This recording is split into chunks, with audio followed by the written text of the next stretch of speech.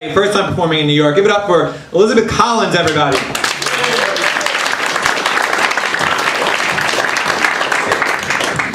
Hello.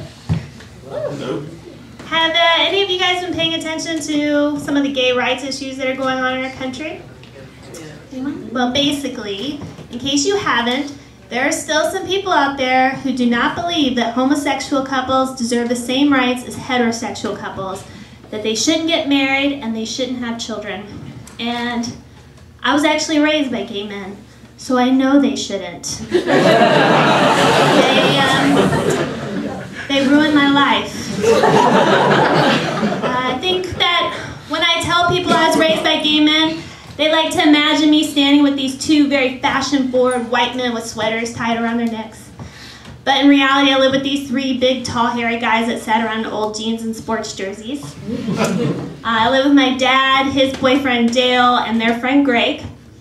And it was a real fairy tale. And if that were true, the fairy tale would be Goldilocks and the Three Bears. Even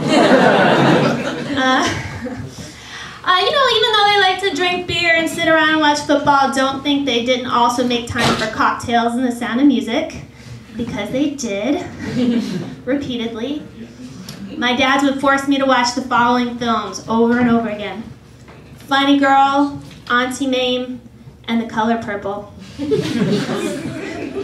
of you might be wondering, why The Color Purple? Well, it's been my experience that many gay men have a late 19th century oppressed black woman living inside of them.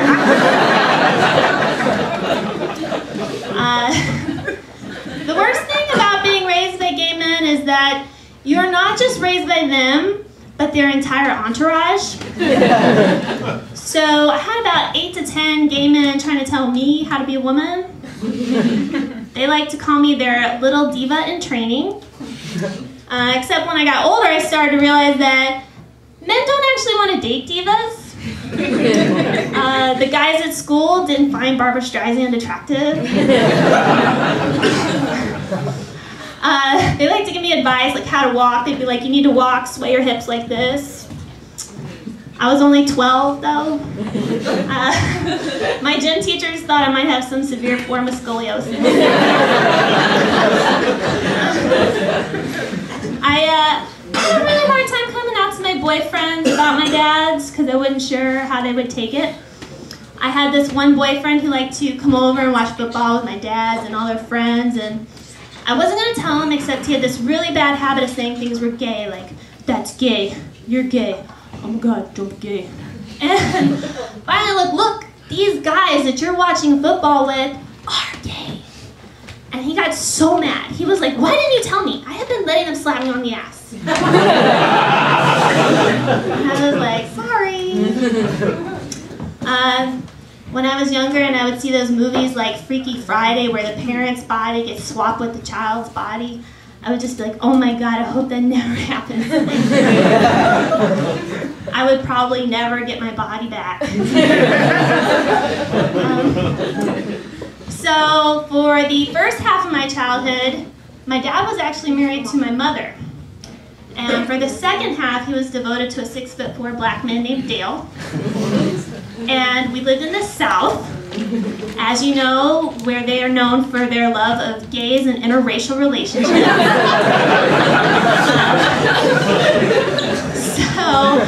And my dad is like one of these gay guys, he's very dramatic, he likes to give people something to talk about, so sometimes we'd be at the grocery store and my dad would be like, hold hands with Dale and make people think he's your daddy.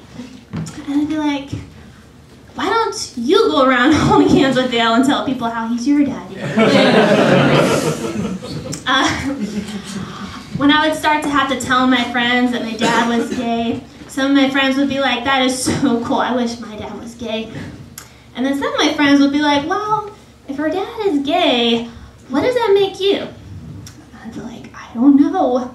Fabulous? Anyways, that's all the time I have. You guys, thank you so much.